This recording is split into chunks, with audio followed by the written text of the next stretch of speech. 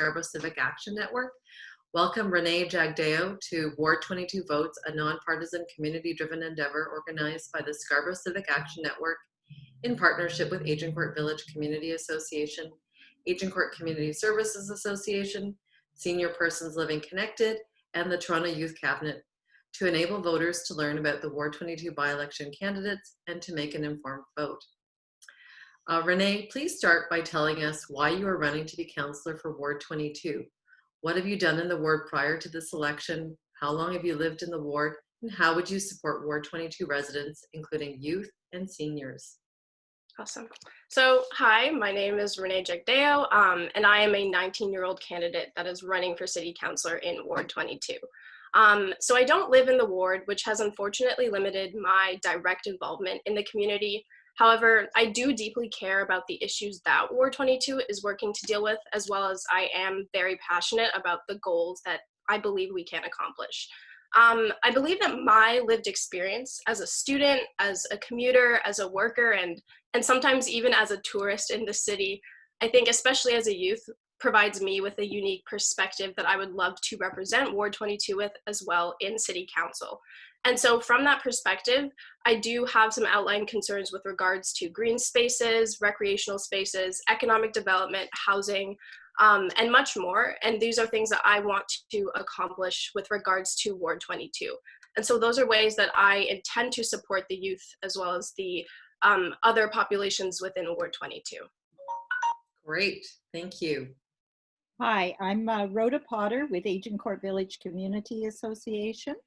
The first question is about safety. We have heard about safety concerns, including pedestrians and cycling safety, personal security, and community safety in the neighborhoods, and including schools. How will you work to improve safety in Ward 22 and address this wide range of issues? Thank you. So when I'm looking at issues like this, as well as a lot of the issues that Ward 22 faces, I do definitely want to build off of the infrastructure and work that the city has already put in. So for example, with regards to community safety, especially pedestrians, drivers, and cyclists, we do have the city's Vision Zero plan, which does already outline a lot of effective goals which would address concerns for drivers, pedestrians, and cyclists. And so specifically what that could look like in Ward 22 is an increasage in dedicated signage, implementation of protected cycling lanes, as well as changes in speed in specific zones of concerns. And so for me personally, what I believe that could look like is that in areas around schools, community centers, as well as neighborhoods that are off of very busy roads, such as Warden or even Victoria Park, we can look at specific signage as well as slowing the speed down of certain roads to protect the people that use them. With regards to personal security, I think also we can look into it on a case-by-case basis, and whether that looks like advocating for schools, advocating for specific neighborhoods, or supporting specific communities, that can be in the form of enforcement or other forms of securitization. Okay, thank you. Hello, I'm Michael Manu with the Toronto Youth Cabinet. The second question is about transit. As we all know, transit is a long-standing issue in Scarborough, with many years of nothing being done, plans being changed, and overall inaction. Residents are ultimately the ones who are paying the price. Where do you stand on much needed improvement to public transit, specifically on key issues such as the Shepherd Avenue subway or LRT debate and bus lanes on Finch Avenue? Awesome. So I believe that everyone deserves the right to public transit. One of the main goals of running any city should be circulation. And so I believe that honestly, this debate between subways and LRTs takes up a lot of time, effort, and money, but I am in favor of having any type of public transit. Specifically, I believe that the subway line extension would be very favorable, but also I think we need to focus on the transit crisis that exists currently. So we will be facing a situation in which the Scarborough RT is shut down, and we have to look at addressing that.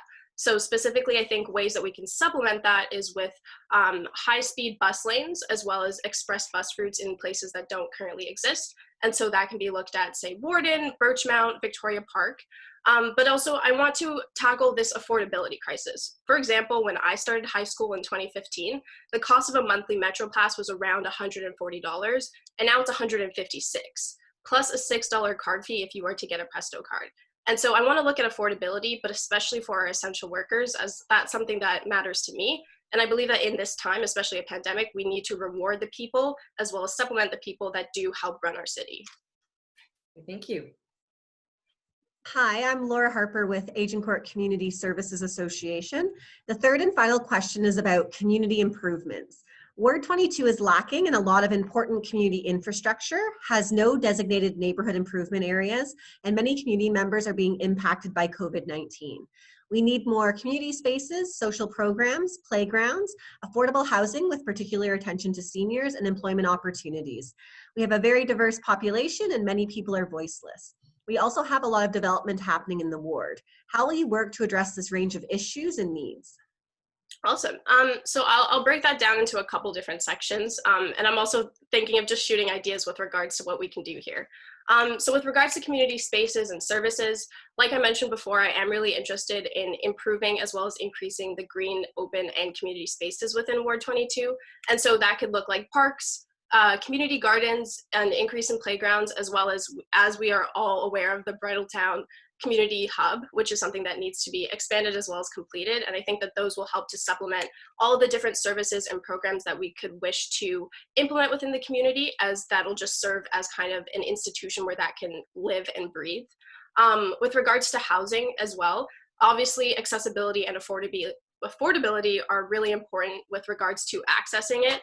And so I think that there are two ways that we can accomplish that. That's either building off of infrastructure we already have or introducing new ideas. And so, for example, we already have the vacant home tax, which Mayor Tory has passed and we are looking into implementing. But also there are things such as public surplus land to build affordable public housing and licensing. And that could look like using spaces such as underused parking lots, building on top of infrastructure, and that can allow for an increase in supply of housing. Sorry, am I running? Okay, great.